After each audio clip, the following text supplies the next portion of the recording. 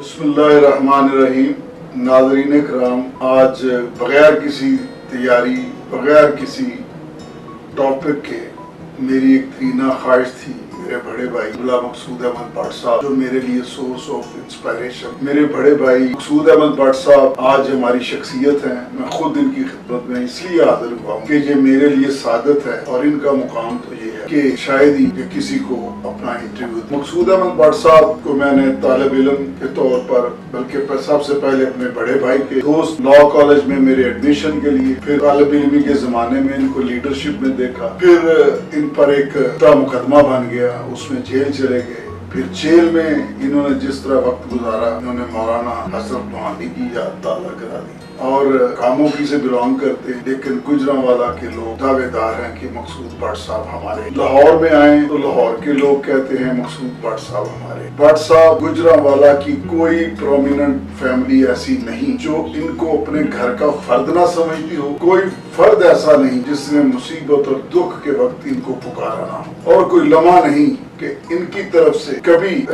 ان کو مایوس کیا گیا۔ بہت سے ایسے لوگوں کی خدمت کرتے ہیں جن کو شاید ان کا الٹا ہاتھ نہیں جانتا، یہ سیدھے ہاتھ سے خدمت کر دیتے ہیں اور آنکھیں جھکا کر کرتے ہیں۔ میں اللہ اور اللہ کا رسول اور اس کے فرشتوں کو گواہ بنا کے کہہ رہا ہوں، یہ محض گفتگو نہیں، یہ حقیقت ہے۔ تو آج میں مقصود بٹ صاحب جو ایک روایت ہے، ایک شخصیت ہے، ایک داستان ہے، ایک تاریخی کریکٹر، ایک ایسا کریکٹر ہے جو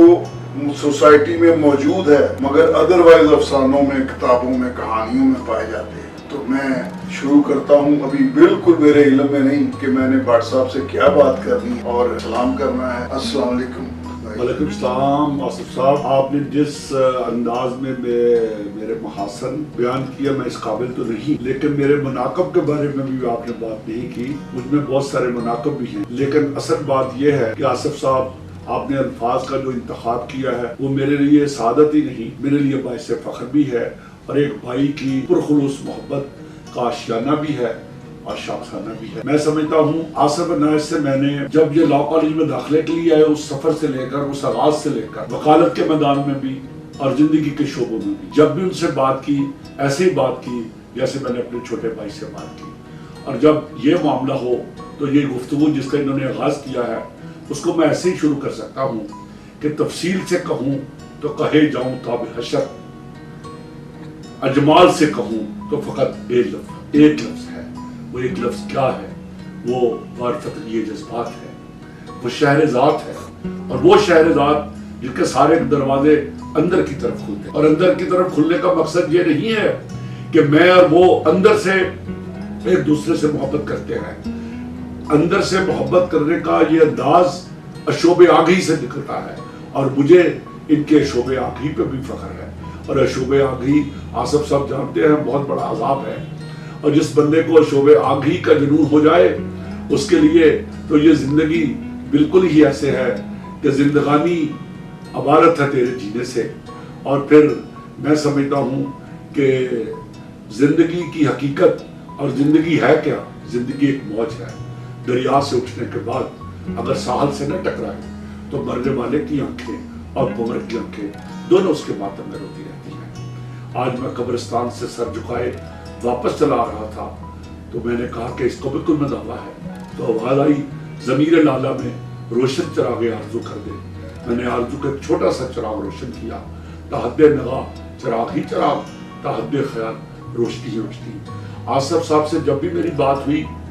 میں نے یہ دیکھا کہ مطالعے کے حوالے سے میں نے دیکھا وہ نظر عمیق سے مطالعہ کرنے کے عادی ہیں۔ اور جب میں نے ان سے تقریر کی خوبیوں کے بارے میں بات کی تو انہوں نے مجھے یہ وصف بھی بتا دیا کہ ابوالکلام آزاد سے لے کر شورش کشمیری تک کے سارے سفر کو وہ اپنے ذہن میں رکھتے ہیں، اور آج کے دور میں اس طرح کی روایات کو امانت کے طور پر سنبھال کے رکھنا اور پھر اس کو اگلی نسل تک پہنچانا، یہ انہی کا کام ہے، انہی کے کام ہے جن کے حوصلے ہیں زیاد۔ اور میں سمجھتا ہوں کہ آصف عنایت نے اپنے اندر یہ جو جستجو اور آرزو کا سفر آبرو کے ساتھ قائم کیا ہے وہ اس کو ہی دیکھ دیتا ہے۔ اور بڑا آدمی ہوتا کون ہے؟ وہ جو خیال اور عمل کے دائرے سے انسانیت کو کچھ دیتا ہے۔ اور میں سمجھتا ہوں آصف نے اپنے بڑے بھائیوں کے ساتھ جس تعظیم کا مظاہرہ کیا ہے، جس عزت و احترام، جس طرح اعظم صاحب کا ذکر کیا، ان کے بارے میں وہ تو یہی کہہ سکتا ہوں کہ اس کے لہجے میں برف تھی، لیکن چھو کے دیکھا تو ہاتھ جلتے ہیں۔ میں نے اعظم صاحب کو جب بھی دیکھا لوگوں کے کام کرنے کے لیے وہ بےتاب رہتے، بے چین رہتے، بے قرار رہتے، اور اسی بے قراری اور بے چینی کو، جو اضطراب احساس ان کے اندر تھا، اسی احساس کو انہوں نے اپنی فیملی کے ساتھ نہیں، لوگوں کے ساتھ وہ نبھاتے تھے، اپنی آنے والی نسل کے ساتھ انہوں نے قربانی کی وہ انمٹ مثال قائم کر دی کہ جس کے بعد یہ کہا جا سکتا ہے کہ ان کی زندگی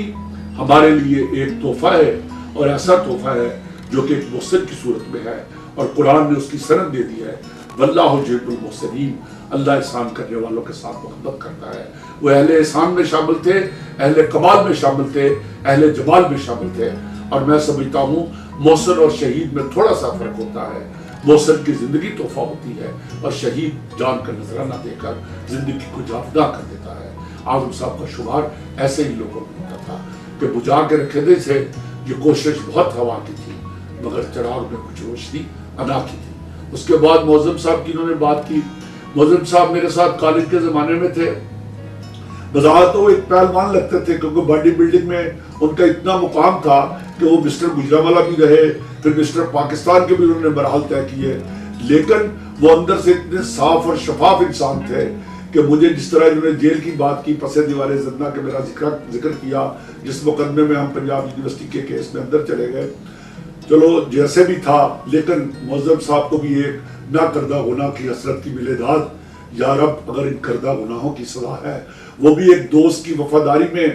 اپنے خاندانی وفاداری کے تقاضے کو نبھاتے ہوئے جیل میں 2-3 دن کے لیے آ گئے۔ پھر جب ہمارے آپس میں جب ہم بیٹھے تو اندر کے دل کی باتیں ہوئی، تو پھر مجھے یہ خیال آیا کہ ہمارا تعلق قلبی طور پر اتنا تھا کہ خواہش قلبی اور فرض منصبی کی دونوں حدیں مل گئی تھی، اور جسے کہ خوش بختی کہتے ہیں۔ اور میں نے جب دیکھا کہ تو پھر مجھے محسوس ہوتا تھا کہ پہلو میں آپ کے بھی درختہ ہے دل، اور دل کا معاملہ ہے، ذرا دل سے پوچھئے۔ وہ بالکل معظم صاحب سے میرے بڑے بھائیوں جیسا رشتہ تھا، اور جب بھی کبھی وہ مجھ سے بات کرتے تھے ٹیلی فون پر مجھے اسی آواز میں مخاطب ہو کر کہتے، او گل کو سنو میری، میں تو نے ایسے ہی گل کر لیا۔ تو میں ان کے اس انداز کو اس طرح پسند کرتا تھا جیسے کہ وہ مجھے حقیقی بھائیوں کی طرح عزیز تھا۔ وہ میرا ہی عزیز نہیں تھا، وہ عزیز جہاں تھا۔ اب وہ اللہ تعالیٰ ان کو غرق رحمت کرے۔ اس کے بعد گلزار صاحب ان کے جو اس سے بعد مرتبے والے بھائی ہیں، بلکہ وہ ایک ہی معظم صاحب سے چھوٹے یا میں تو بڑے، دونوں میں تفاوت نہیں کرتا تھا، لیکن گلزار صاحب جیسے بظاہر طور پر حسین ہیں، وہ دل کے بھی حسین ہیں۔ وہاں پر بھی میں نے دیکھا ہوا ہے ان کے اندر احساس محبت کی پوری دنیا میں نے اور کائنات دیکھی ہوئی ہے، اور مجھے ان کے بارے میں ایک ہی شعر کہنا ہے کہ میری صدا میں دھڑکتا ہے کائنات کا دل،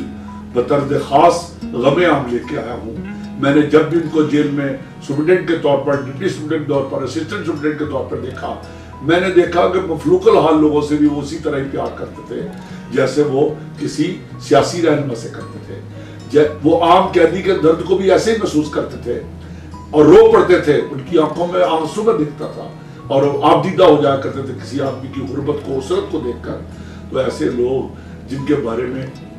بات کرنے سے پہلے مجھے کئی دفعہ سوچنا پڑتا ہے، الفاظ کے انتخاب میں بھی سوچنا پڑتا ہے کہ الفاظ کے پردے میں کس سے مخاطب ہوں، وہ جان گئے ہوں گے کیوں نام لے گئے۔ پھر اس کے بعد آصف صاحب آ جاتے، جن کے ساتھ میرا سفر لا کالج میں بھی رہا، اس کے بعد وکالت کے میدان میں بھی ہم نے قسم پرسی بھی دیکھی، ہر طریقے کے حالات دیکھے، تنگ دامنی بھی دیکھی، لیکن اس تنگ دامنی میں بھی ہم نے ہر جگہ فراخ دلی کا مظاہرہ کیا، اور یہ فراخ دلی کا سارا زینہ میں نے ان سے سیکھا کہ جیسے ہر موقع پر انہوں نے ظرافت کو بھی نہیں چھوڑا اور حصے لطافت کو بھی نہیں چھوڑا، اور اپنے مزاج کی گرمی سے، اپنے مزاج کی شستہ روی سے، اور اپنے ہر طرح کے مزاج سے، تو میں تو یہی کہہ سکتا ہوں کہ آصف صاحب نے ہر موقع پہ، ہر موقع پر، ہر لمحہ پر، اور مجھے یہی محسوس کرایا کہ جناب ہم آپ کے حقیقی بھائی ہیں، اور کسی بھی موقع پر انہوں نے میرے لیے کوئی ایسا مسئلہ نہیں چھوڑا، میرے ذہن میں کوئی ایسا سوال نہیں چھوڑا۔ اور وہ منیر نیازی کا شعر ہے کہ کسی کو اپنے عمل کا حساب کیا دیتے، سوال سارے غلط تھے، جواب کیا دیتے، ان کے بارے میں میرے ذہن میں کبھی کوئی شک کا شائبہ اور کبھی کوئی ایسا دقیقہ نہیں گزرا جہاں پہ تشکیک کی راہ مجھے نظر آتی ہے۔ اس لیے میں اپنے اس بھائی کی صاف دلی اور اس کے اندر کے انسان سے ملاقات کی ساری کہانی کو اپنے دل میں بھی رکھتا ہوں، اپنے سینے میں بھی رکھتا ہوں، اور اس کو بیان کرنے سے کوئی گریز نہیں کرتا۔ بہت شکریہ مجھے جو پذیرائی دی، یہ میرا حق تو نہیں لیکن تقدیر ضرور ہے۔ گلزار بھائی کا بھی فون پہ بھی وہ یہی بات کر رہے تھے، میں نے بتایا کہ میں قبلہ بٹ صاحب کے پاس آیا ہوں، تو میری فیملی کا ذوالفقار ہو، میرے سارا خاندان، یعنی کہ میں اپنے فیملی کی بات کرتا ہوں، وہ پنجابی کا ایک شعر شاید میری نمائندگی کر دے میرے اظہار کی۔ دنیا کا میلہ ہے، یہ ایک بار سہیتا ہے، اس میلے میں اللہ نے منایا ہے، تو انشاءاللہ ملتے جلتے ایک دوسرے کو دیکھتے ہوئے یہ میلہ مکمل ہوگا انشاءاللہ اللہ کے فضل سے۔ اچھا قبلہ بھائی جان، میں نے آپ سے جو پوچھنا ہے وہ یہ ہے کہ میں نے بڑی لوگوں کو میں جانتا ہوں، میں نے خود بھی سرکاری نوکری کی، بیوروکریسی سے باہر ان کو کچھ پتا نہیں۔ میں نے بڑے بڑے رائٹر دیکھے، انہیں بیوروکریسی کی ریشہ دوانیوں کا نہیں پتا۔ میں نے بڑے بڑے علماء دیکھے، لیکن آپ کا سفر، آپ کے والد صاحب ایک عزت دار اور نامی گرامی پہلوان تھے، اور ان کا چاولوں کا جو بزنس تھا، ایک بزنس مین اور ایک سادہ لوگ پہلوان کے بیٹے، پھر آپ اکھاڑے سے آپ کا سلسلہ شروع ہوتا ہے، پھر کالج میں آپ جاتے ہیں، جب کالج میں جاتے ہیں گورنمنٹ کالج گوجرانوالہ میں، تو آپ ایک پرومیننٹ فگر کے طور پر سامنے آتے ہیں، بہترین مقرر، بہترین دوست، اور آپ کی جو علمی خوبیاں ہیں وہ دھیرے دھیرے کھلتی ہیں۔ بات کرنے پہ گوجرانوالہ کی میں زیادہ بات اس لیے کروں گا کہ وہ چھوٹا شہر تھا، لوگ بڑے ہیں وہاں۔ اگر آپ سے گوجرانوالہ میں بات ہوئی تو ابوالکلام آزاد آپ نے ہی میرے خیال سے متعارف کروایا، آیت اللہ خمینی ہوں، ان کا ڈاکٹر علی شریفی، مختار مسعود صاحب تو پیورلی آپ کی دریافت ہے وہاں پر، اور اسی طرح مولانا مودودی صاحب کے جینون افکار کے بھی آپ سفیر تھے۔ آپ نے بے نظیر بھٹو صاحبہ کی بات بھی کی تو شاید کوئی ان کا پیروکار نہ کر سکے، آپ نے جس طرح ان کے دکھ کو محسوس کیا۔ پھر بیوروکریسی کے اندر جتنے افسران، اساتذہ کرام یونیورسٹی میں جن کا نام وضو لے کر کرنا چاہیے، میں نے ان کو آپ کی قدردانی کرتے ہوئے دیکھا۔ اس میں ہمارے پرنسپل سردار محمد اقبال موکل صاحب ہیں، پہلے شیخ امتیاز علی صاحب تھے، اور ان کے بعد آنے والے لوگ، میں نے کسی لیول پر، اور مطلب گورنمنٹ کالج گوجرانوالہ سے لے کر پنجاب یونیورسٹی تک، اور اس میں کسی شخص نے، ہر بندہ آپ کی تعریف، آپ کی نیازمندی، آپ سے نیازمندی اور تعلق کو بتاتے ہوئے سبقت لے جانا چاہتا ہے۔ یہ اکھاڑا، بیوروکریسی، علم کی دنیا، سیاست کی دنیا، پھر سیاسی دور کوئی بھی ہوا ہے آپ اس میں اہم ہوئے ہیں، پھر یہ حکمران طبقے اور جانون حکمران سب آپ سے واقف ہیں۔ آپ کے در سے، یہ در ہے اقتدار کا، یہاں سے لوگوں کی فریاد جاتی اور پوری ہوتی، میں نے ہمیشہ ہی دیکھی ہے۔ یہ کیسے آپ اس کو میٹ کر لیا، یہ صحافت کو، جس میں بہت سارے لوگ جو ہیں ان کے تحفظات بھی ہوتے ہیں، صحافت ہو، ثقافت ہو، پہلوانی ہو، بیوروکریسی ہو، یہ سب، یہ ایک زندگی میں اتنی ماشاءاللہ زندگیاں آپ نبھا رہے ہیں، اس کا کیا، اس کے پیچھے فن کیا ہے؟ آصف صاحب آپ نے یہ سوال کیا ہے کہ یہ زندگی کے تمام شعبوں میں آپ نے جو کوشش کی ہے، میں نے حتاً مقدور یہ کوشش کی ہے کہ مشاہیر کی جو زندگی ہے اس کو میں اپنے سامنے رکھوں. اس میں نے جب جیل کاٹی نا، پس دیوار زندہ تھا میں، تو میری محسوسات زندہ میں شورش کشمیری کو میں نے بہت زیادہ پڑھا، مولانا مودودی صاحب کو میں نے بہت زیادہ پڑھا، ڈاکٹر علی شریعتی کی میں نے سوشیالوجی آف اسلام، حج اور ان کی جتنی کتابیں تھیں میں نے پڑھی. میرے شعور اور میرے وجدان میں یہ بات تھی کہ خدا ہے، اس کا سب سے بڑا ثبوت میرا اپنا وجود ہے. اور میں نے اپنے وجود سے جب ان لوگوں کو دیکھا کہ یہ لوگ ایک ہی وقت میں، آپ شورش کشمیری کی مثال لیں، ایک ہی وقت میں وہ خطابت کے شاہ سوار تھے کہ انہیں عطا اللہ شاہ بخاری سے لے کر ابوالقاسم آزاد تک ازبر تھے، اور وہ یہ کہتے تھے، اور عطا اللہ شاہ بخاری نے ان کے بارے میں کہا تھا کہ شورش میری مراد ہے. مجھے خوشی ہے اس بات کی میری شورش مراد ہے. اور پھر مولانا ظفر علی خان نے تو یہاں تک کہ ان کے بارے میں کہہ دیا تھا کہ میں وقت کا سیراب ہوں، میں وقت کا رستم ہوں، وہ ثانی سوراب. اور میں نے اس نظر پہ ان کی شخصیت پہ غور کرتا تھا تو میں دیکھتا تھا کہ ایک ہی وقت میں وہ قیدی بھی ہے، بہادر قیدی کے طور پہ بھی ہے، ایک ہی وقت میں انگریز کے خلاف حریت فکر کا بہت بڑا برصغیر میں مجاہد ہے، ایک ہی وقت میں مولانا ابوالقاسم آزاد پہ ان کو ابن تیمیہ قرار دے رہے ہیں، ایک ہی وقت میں وہ عطا اللہ شاہ بخاری صاحب کے بارے میں کہتے ہیں کہ 3/4 ریل میں کٹ گئی، 1/4 جیل میں کٹ گئی. شاعری نے تقریر کی، لوگوں نے کہا بادشاہ جی واہ، شاعری جیل میں چلے گئے، لوگوں نے کہا آشا جی آ، اور واہ راہ میں شاہ جی ہو گئے تباہ. اور پھر آغا صاحب نے تیسری بات، ان کی شاعری کو آپ دیکھیں، کلیات شورش دیکھیں تو مجھے حیرانگی ہوتی ہے کہ مولانا ظفر علی خان کا ایک شعر ہے کہ نکل جاتی ہے سچی بات جس کے منہ سے مستی میں، فقیہ مسلک بھی سے وہ رندے بادہ خار اچھا. اور میں سمجھتا کہ شورش سے 2 قدم آگے بڑھ کر بات کی کہ جناب والا کہ حرم فروش فقیہوں کے حوض کوثر سے مغنیہ کے لبوں کی شراب بہتر ہے. واہ واہ. تو میں حیران ہو گیا کہ وہ بندہ جس کو رائٹسٹوں کے طبقے کا ایک للکار کہتے ہیں، وہ فقیہوں کے بارے میں کس طرح کی بات کرتا ہے کہ جیسے ساغر صدیقی نے کہا فقیہ شاعر نے تہمت لگائی ساغر پر کہ یہ شخص درد کی دولت کو عام کرتا ہے. تو یہ شخصیات تھی، یہ مشاہیر تھے آصف صاحب، جن کی زندگی نے مجھے اس بات پہ مجبور کیا کہ جب اتنے بڑے لوگ تکلیفیں کاٹنے، 10 سال 15 سال قید کاٹنے کے بعد ان کے شعور کی بلیدگی، ان کے شعور کا معیار ایک ایسے مراج پر پہنچا، اوج کمال پر پہنچا،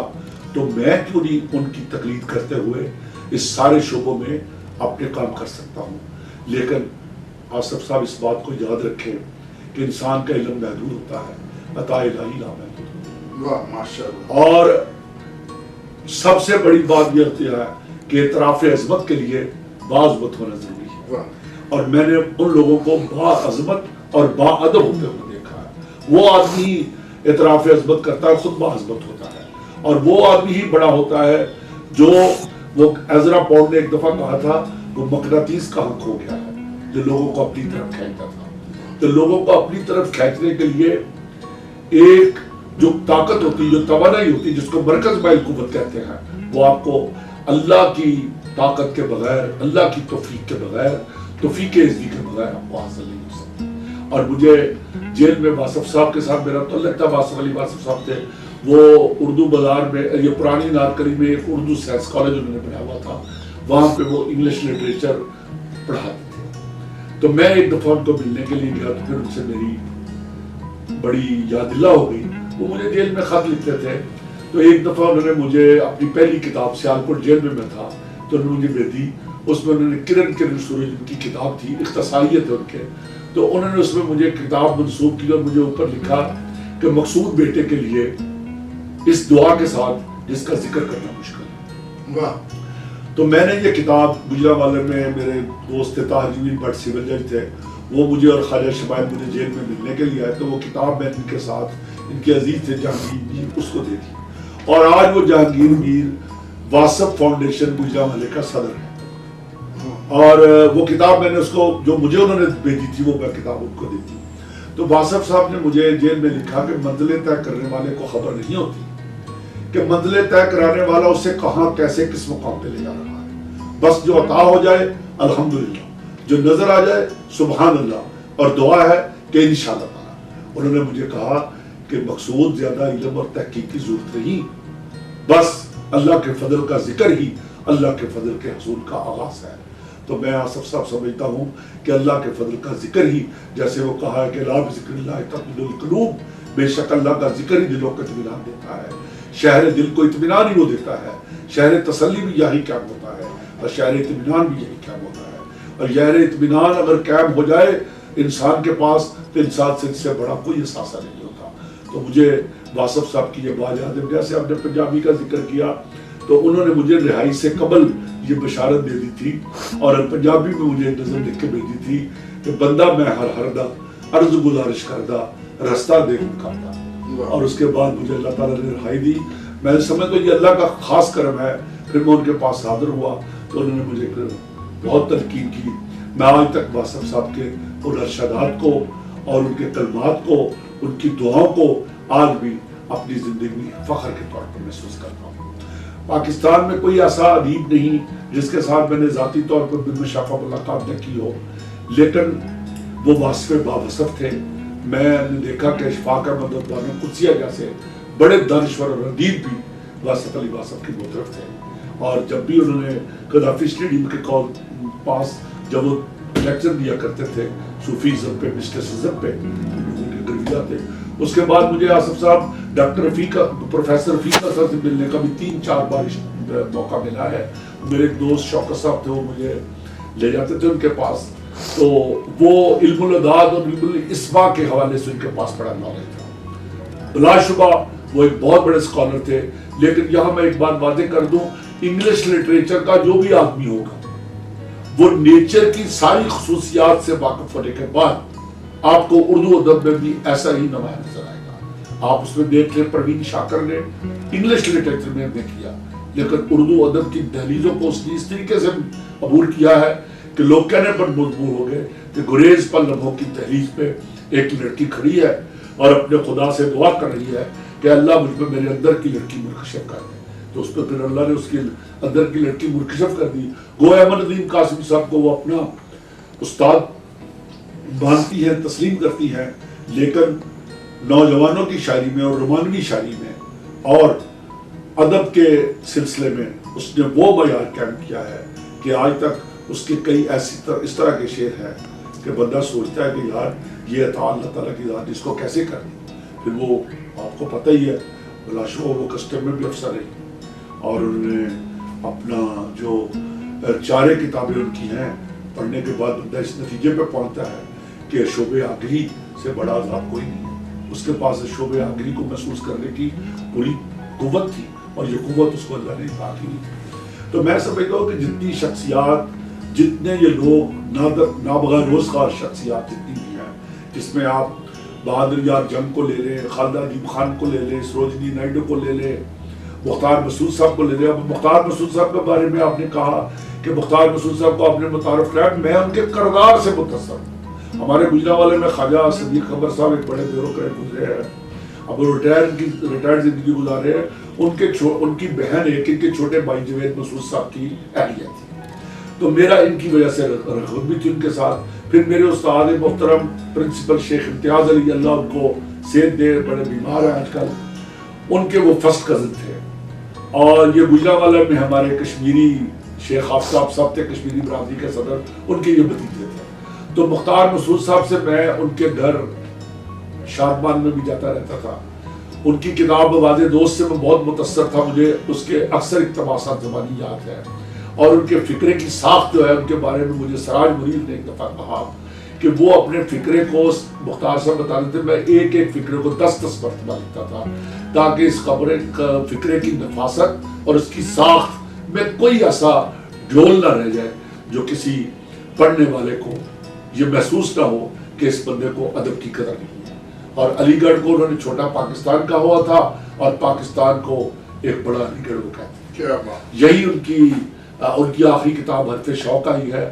اور میں سمجھتا ہوں کہ ناظرین کو اور میرے جتنے مصاحبین ہیں اور جتنے میرے دوست احباب ہیں رفقا کے کاٹ ہیں ان سب کو چاہیے کہ ان کی کتابوں کا ضرور مطالعہ کرے. ان کی کتابوں میں سبق بھی ہے, ان کی کتابوں میں ادب بھی ہے, ان کی کتابوں میں سلیقہ بھی ہے, کرینہ بھی ہے, ہر چیز مجھے وہاں پہ نمایاں طور پہ نظر آتی ہے. اور پھر ان کا یہ کردار کہ ان کے پاس 8 کروڑ روپے جمع تھا مرنے سے قبل. وہ جہاں پہ ان کے دادا جان ہجرت کے بعد آزاد کشمیر میں آئے تھے, وہ اس گاؤں گئے اور 8 کروڑ روپے کا وہاں پہ منصوبہ قائم کر کے ایک آئیڈیل اسکول وہاں پہ قائم کر دیا اور اپنے پاس ایک پیسہ نہیں رکھا. اور یہ ہیں وہ لوگ, ایسے لوگ, وہ لوگ ہم نے ایک ہی شوخی میں کھو دیے, ڈھونڈا تھا آسمان دن خواب صاحب کے. ان لوگوں کے کردار کی روشنی میں آصف صاحب میں نے کوشش کی کہ زندگی کے ہر پہلو کو اس طریقے سے دیکھا جائے, اس طریقے سے محسوس کیا جائے کہ سب میں شامل بھی ہو, سب سے جدا کرنا بھی. جینے والوں میرے جینے کا قریبہ.